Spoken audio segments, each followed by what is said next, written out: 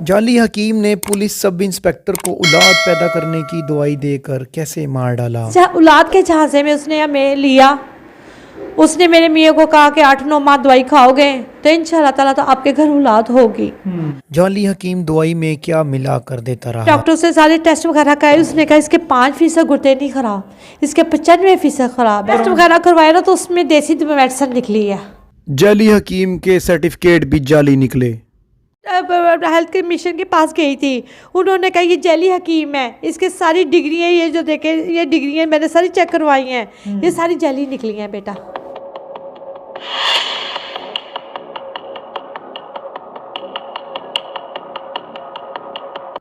अस्सलामुअलैकुम, आमिर राना ऑफिशियल से मैं हूं आमिर भाई। राना हरबंसपुरा की हदूद में जाली हकीम जो कि हर गली चौराहे में बैठे उठे हैं अपनी हट्टी खोलकर, वहां पर लोगों को दावत देते हैं कि हम आपका इलाज करेंगे, आपके अगर औलाद नहीं है तो हम आपको अद्वियात देंगे जिससे अल्लाह की रहमत हो जाएगी।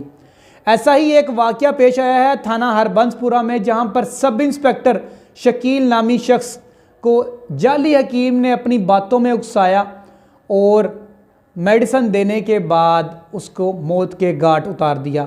एक भारी रकम 30 से 35 लाख रुपए भी उससे वसूल की, लेकिन उसका अंजाम क्या हुआ कि उसके सारे गुर्दे फेल हो गए। जाली हकीम होते हैं अपनी मेडिसिन के अंदर क्विक रिलीफ के लिए कुछ यूज़ करते हैं जिसका डायरेक्ट इफेक्ट होता है गुर्दों के ऊपर, जो कि कुछ ही अरसे के बाद अल्लाह को प्यारे हो गए। ये सारा वाक़या असल हुआ कैसे वो जाली हकीम के हत्थी चढ़े।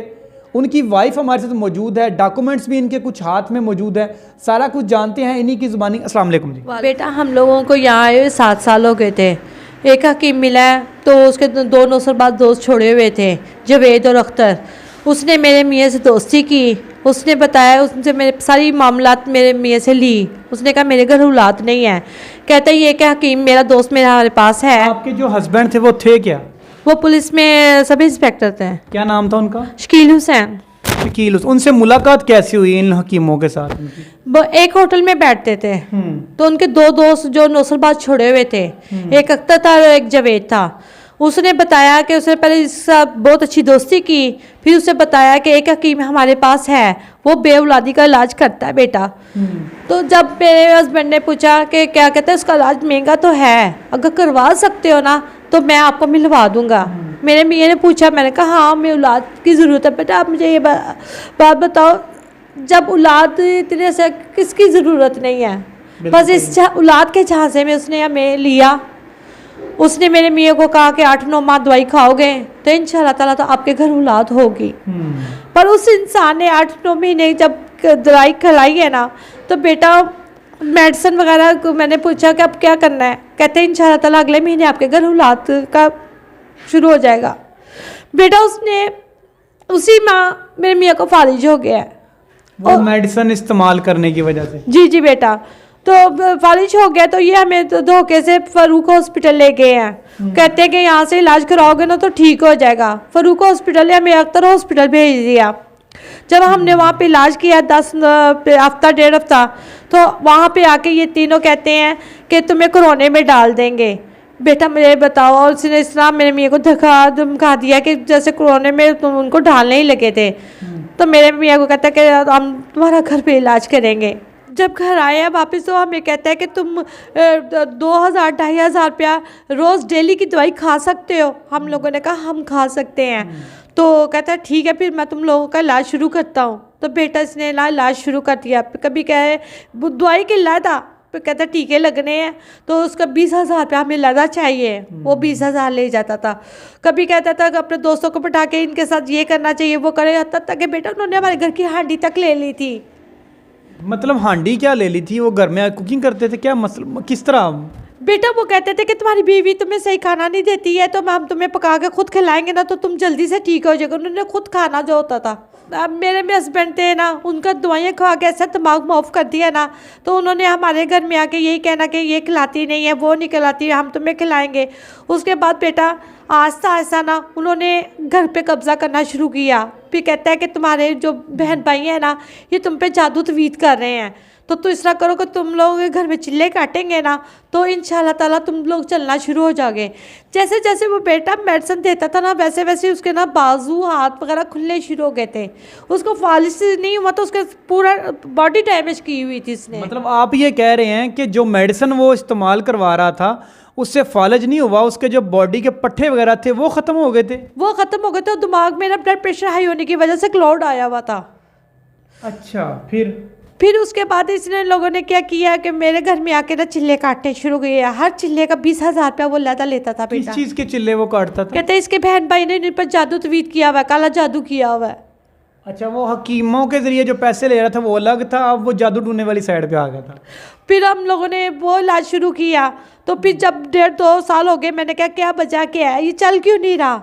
तो कहते नहीं अब इस पे वो मैं जादू को कहाँ ख़त्म करता हूँ, वो फिर दोबारा जादू कर देते हैं। तो जब देखा ना उसकी बॉडी बिल्कुल डैमेज कर दी है, तो हमें कहता है कि इस तरह करो, मेरे पास ना दवाई बहुत महंगी हो गई है, 1.5-2 लाख की ना, तो आप महीने की दवाई नहीं खा सकते, आप इस तरह करो 2 महीने के लिए ना हॉस्पिटल चले जाओ।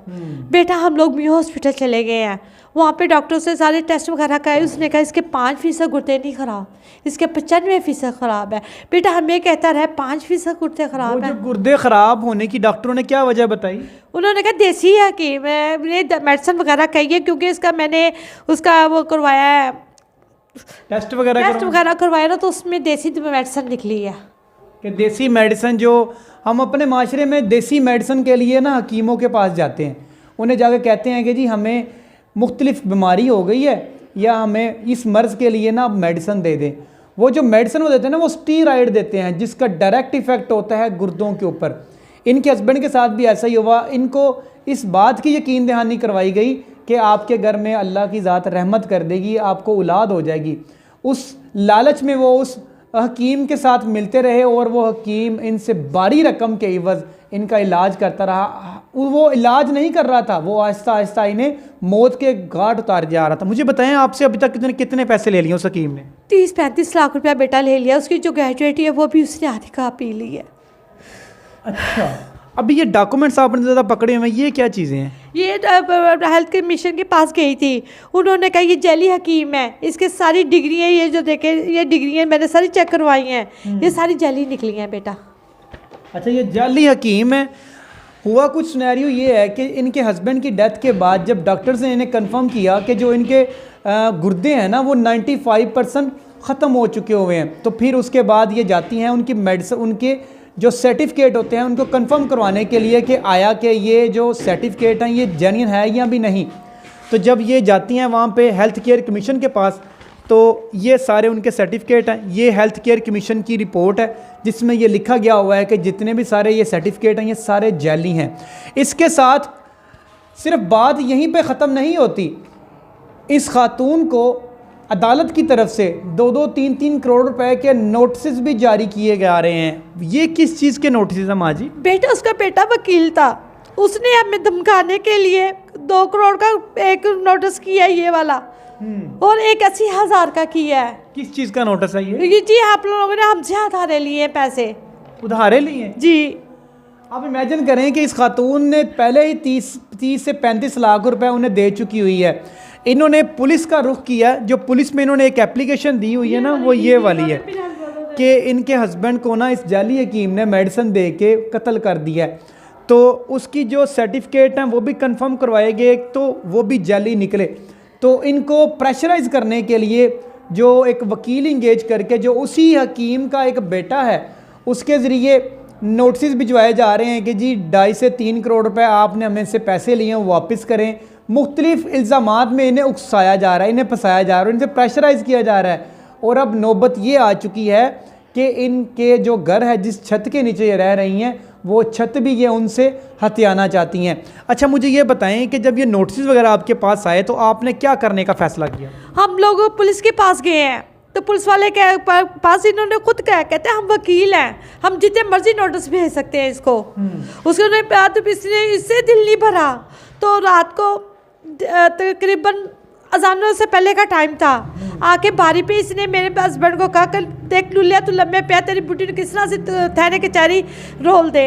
मेरा मियाँ एकदम हाइपर हुआ है, ऐसा सा उल्टा है, वापस बैठा, वापस दोबारा उसकी ज़िंदगी नहीं आई। अब इमेजिन करें कि जब एक हस्बैंड के सामने उसकी वाइफ को थ्रेट किया जाएगा, क्योंकि इनके जो हस्बैंड है वो तो व्हील चेयर के ऊपर थे, 95% उनके गुर्दे तो ख़त्म हो चुके हुए थे उस जाली हकीम की मेडिसिन खाने के बाद। उसकी तस्वीर आप ज़रूर हमारी स्क्रीन पर देख रहे होंगे। इस किस्म के नौसरबाज से आप बच के रहिएगा। वो आके थ्रेट करते हैं कि जी लूले लगड़े अब देखना आपकी वाइफ को हम किस तरह थाने कचहरियों में जलील करते हैं। सिर्फ इसी गुस्से की वजह से वो जब कुछ बोलना चाहा तो उनका सांस उल्टा और वो अस्पताल के अंदर दम तोड़ गए। अभी कितना अर्सा हो गया? 2 माह हुए हैं अभी। 2 माह हुए हैं, अभी तकरीबन 2 माह हो गए हुए हैं इनके हस्बैंड की डेथ को। उसके बाद ये किस तरह ये सारे मामलात को टैकल कर रही हैं। थाने में जाती हैं एप्लीकेशन लेकर, लेकिन थाने वाले भी इनकी कोई बात नहीं सुनते। क्या पुलिस मुलाजिम की जो बेवा खातून है वो अपने इंसाफ के लिए किसके पास जाएगी? CCPO साहब के पास जाती हैं तो इन्हें दिलासा दे के भिजवा दिया जाता है। थाने में जाती हैं तो वो इनकी बात नहीं सुनते। क्या किसी गरीब को इस माशरे के अंदर इंसाफ मिल पाएगा कि नहीं? इस किस्म के जो नौसरबाज लोग हैं इनको कैसे कैफरे किरदार तक हम पहुँचाएँगे? इंशाल्लाह ये जल्द ही हम जो पुलिस आला अफसरान हैं उनसे बात भी करेंगे कि इनका कला कमा करने के लिए कोई लायामल बनाया जाए ताकि किसी और शख्स का घर ना ये उजाड़ सकें। इसी के साथ अपने मेज़बान को इजाज़त दें। अल्लाह निगहबान।